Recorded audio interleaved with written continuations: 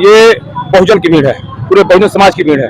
यह सिर्फ हम लोग की एक मांग है कि जो आरक्षण पहले था, आरक्षण में किसी भी तरह का सरकार के द्वारा या किसी के भी द्वारा किसी तरह का कोई इसमें परिवर्तन या संशोधन न किया जाए, यह हम लोग की मांग है। और इसी को लेकर आज हजारों कई हजारों की भीड़ यहाँ देवरिया रोड सिविल लाइन से हम लोग खड़े हैं, इकट्ठा हुई है। और हम लोग मांग करते हैं, आप लोगों के चैनल के माध्यम से मांग करते हैं कि आरक्षण में किसी तरह का परिवर्तन और संशोधन किया जाए।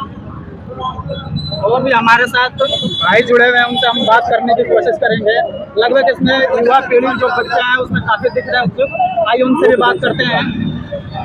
ये अपना हमारे साथ एक और साथी जुड़ गए हैं जो लोक जनशक्ति पार्टी के जिलाध्यक्ष हैं, प्रदेश उपाध्यक्ष। और सर, ये जो आरक्षण के जो वर्गीकरण है इस पर क्या कहेंगे? देखिए, आरक्षण के वर्गीकरण के लिए देखिए जो कोटा में कोटा दिया जा रहा है, ये हमारे बहुजनों के लिए बहुत दुखदायी है। और जो कलेजियम सिस्टम है, इसके लिए भी हमारी चिंता की बात है, क्योंकि देखिए हमारे समाज के किसी तरह जिसके घर 3 बेटियां हैं, यानी कि आप चाहते हैं कि अगर आरक्षण में अगर वर्गीकरण होता है तो कलेजियम सिस्टम भी हटना चाहिए। कलेजियम सिस्टम हटना चाहिए। उसके बाद से देखिए, मान लीजिए गरीब परिवार का कोई आदमी है, कमा के 3 लाख 4 लाख रुपया रख रहा है एक बेटी के ऊपर, अगर 10 लाख रखता है तो उसको कैसे कलेजियम सिस्टम में चला जाएगा, क्रिमिनल लेयर में कैसे चला जाएगा? समाज अपने बेटियों की शादी करने के लिए 10 लाख रुपया लग रहा है तो क्रिमिनल लेयर में कैसे चला जाएगा? तो उसकी हम मांग होती है कि देखिए आरक्षण मत बांटिए आप। जो आरक्षण नहीं रहेगा तो फिर हमारे बहुजनों की बात कौन लगेगा? ये आरक्षण आपको हटाना है तो आप कोटा में हटाइए। कोटा मतलब आप राशन में भी, अगर राशन नहीं रहेगा तो हमारे समाज के लोग नहीं जी पाएंगे। खेती में आप क्रिमिनल ले आइए ना, जिसके पास ज्यादा बीघा खेती है, हमारे क्या एक भी कट्टा नहीं है, तो उसमें आप क्रिमिनल ले आइए। तो इसके लिए हम लोग मांग कर रहे हैं कि वर्गीकरण ना हो। और सुप्रीम कोर्ट माने न्यायालय जी से मैं यही गुहार दूंगा कि आप हम लोग बहुजन की पीड़ा समझते हुए आप इसको वापस लें और लिखित रूप से दें, ताकि जो आक्रोश दिखाई दे रहा है आक्रोश को खत्म किया जाए। सरकार से क्या कहेंगे? सरकार से भी मेरा यही निवेदन है कि सरकार से मैं यही निवेदन करता हूँ कि आप वर्गीकरण जो हो रहा है, जो दलितों के साथ, जो बहुजनों के साथ अन्याय हो रहा है, उसको न्याय दिलवाए आप, और ये वर्गीकरण के जो आक्रोश निकला है इसको आप शांत कराने का काम करें। आज पूरे देश में बहुजन समाज के लोग रोड पे उतरे हुए हैं और सरकार को सोचना चाहिए। पहले कुछ दिन पहले सरकार ने जो 10% आरक्षण में से संशोधन करके वो 10% उन्होंने लागू किया। वो 10% मैं अपने गांव की बात बता रहा हूँ। मेरा कुखुंदू घर है, मेरे गांव में एक बहुत बड़े रईस है जिनका आज भी 150 बीघा खेत है, उनके लड़के का 10% वाले में आरक्षण में जात प्रमाण पत्र उसका बना हुआ है, आरक्षण का प्रमाण पत्र बना हुआ है। तो देखिए, पहले तो आरक्षण में शुरू से ही लोग स्टार्ट किए, अब न्यायपालिका पे भाई हम लोग उठा सकते हैं। न्यायपालिका सर्वमान हम सभी लोग मानते हैं। न्यायपालिका से आप लोगों के चैनल के माध्यम से अनुरोध करते हैं, गुहार लगाते हैं, निवेदन करते हैं, विनती करते हैं पुनः अपने निर्णय को बदले, संशोधन करें और हम लोगों का जो आरक्षण है उसको पुनः जैसे था उसे संविधान में छेड़छाड़ न हो। संविधान की 12वीं अनुसूची के अनुसार न्यायपालिका को एक राज्य का दर्जा दिया गया है। क्या न्यायपालिका किसी भी संशोधन को तय कर सकती है या सांसद कर सकती है? नहीं, देखिए जो चीजें हमारी पहले से बनी है संविधान में लिख दिया है, ठीक है, मैं मानता है न्यायपालिका, पर जो हमारे बहुजनों की बात है, जो हमारे दलित शोषित लोग हैं, उनकी बात रखते हुए मैं न्यायपालिका से गुहार करता हूँ कि आप जो पहले का निर्णय उसी पे आप अटल रहिए, क्योंकि ये आक्रोश देखने को न मिले। और मैं यही आपसे निवेदन करता हूँ, आपके चैनल के माध्यम से। मैं लोक जनशक्ति पार्टी रामविलास से प्रदेश उपाध्यक्ष हूँ और मैं समर्थन करता हूँ और मैं न्यायपालिका से गुहार करता हूँ कि आप लोग ये चाहते हैं कि जो संविधान में पहले से आरक्षण की व्यवस्था थी, सेम टू सेम वही होना ही नहीं चाहिए। जो देखिए, बड़ी लड़ाई के बाद, बहुत संघर्ष के बाद, बड़ी लड़ाई के बाद बहुजन समाज के डॉक्टर भीमराव अम्बेडकर साहब, कांशीराम साहब, उन लोगों ने बड़ा संघर्ष किया है और संघर्ष करने के बाद आरक्षण का हक हम लोग को दिलवाया है। और आरक्षण में किसी तरह का अगर परिवर्तन होगा तो बहुजन समाज के लोग बैठने वाले नहीं है। चैनल से मैं बताना चाहता हूँ,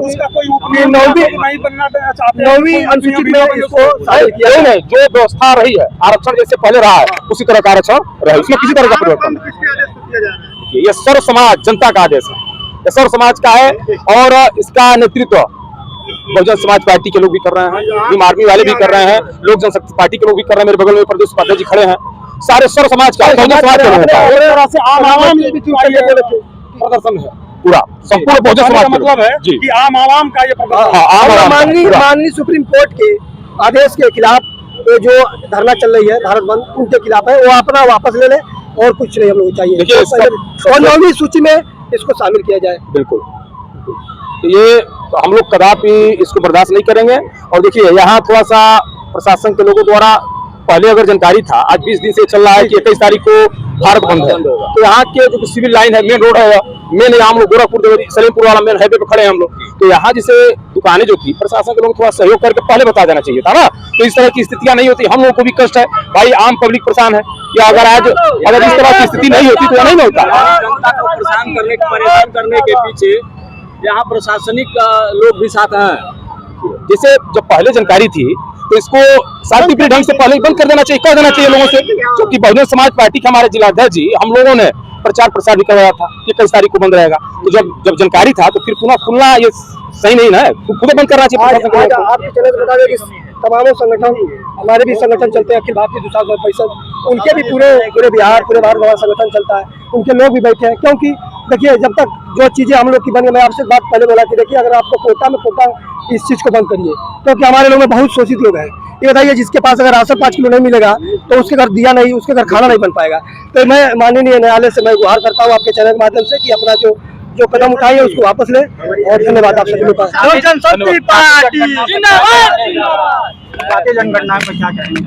जाति जनगणना का हम लोग सपोर्ट करते हैं, होना चाहिए, एकदम होना चाहिए। जाति जनगणना होना चाहिए, क्योंकि तभी तो पता चलेगा कि हम किसकी में भागीदारी है, उस हिसाब से हिस्सेदारी में क्या आपको लगता है सरकार इस पर जनगणना करवाए? अब सरकार की मनसा है, अभी जो चीज का हम लोग के आए हैं उससे हम लोग है। मैं बहुजन समाज पार्टी से चुनाव लड़ा था, आप सभी लोगों को जानकारी है, और इस पे जो दूसरे, मैं किसी पार्टी का नाम नहीं लेना चाहता हूँ, लेकिन जो भी लोग लड़े, तो जाति जनगणना, पीडीए की बात किए, आरक्षण पर लड़े, तो अगर आरक्षण पे आज संकट आ रहा है तो जो लड़ने वाले लोग थे उनको दम खम से संसद में खड़ा होना चाहिए, बात तो रखनी चाहिए ना, चुनाव लड़ना चाहिए ना कि भाई संसद में अगर इस तरह का हो रहा है और आरक्षण पे अगर तमाम लोग जीत के गए हैं आरक्षण के नाम पे, तो उसका विरोध संसद भवन में भी होना चाहिए। जिस तरह जनता यहाँ रोड उतरी है, वहाँ जो माननीय बहुजन समाज के सांसद गण लोग हैं, मैं कैंडिडेट रहा हूँ, मैं अनुरोध करूंगा, निवेदन करूंगा आपके चैनल के माध्यम से कि वो लोग संसद में इस चीज को उठाएं और उस पर पहल करें, और संविधान में जो व्यवस्था हम लोग की वो व्यवस्था कायम रहे, कोई किसी तरह का परिवर्तन न किया।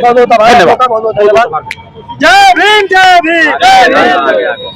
जैसा कि आप लोगों ने सुना, आवाम के जो प्रतिनिधित्व करने वाले लोग इस समय यहाँ उपस्थित थे, उनकी सोच, उनकी बातें आप लोगों ने सुना, और ये जो भी वर्तमान सरकार की आरक्षण के पक्ष में नीति है, इनके हिसाब से वो किसी भी तरह से आम आवाम के हित में नहीं दिख रहा है।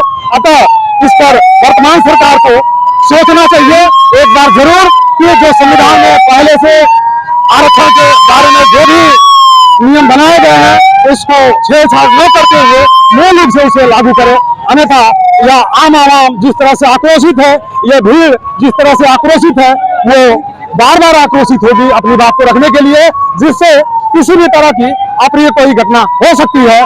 इसलिए समय रहते सरकार को सोचनी चाहिए और अपनी नीति और नियम जो बदलने की सोच बनी हुई है उसको स्थगित करना चाहिए, और अगर उसमें कुछ करना है तो आम आवाम का सहमति लेना बहुत ही जरूरी है, अन्यथा की दिशा में पूरे देश में तमाम तरह के प्रदर्शन वगैरह हो सकते हैं। नमस्कार, जय हिंद, जय भारत, जय जवान, जय किसान। मिलते हैं अगली वीडियो में।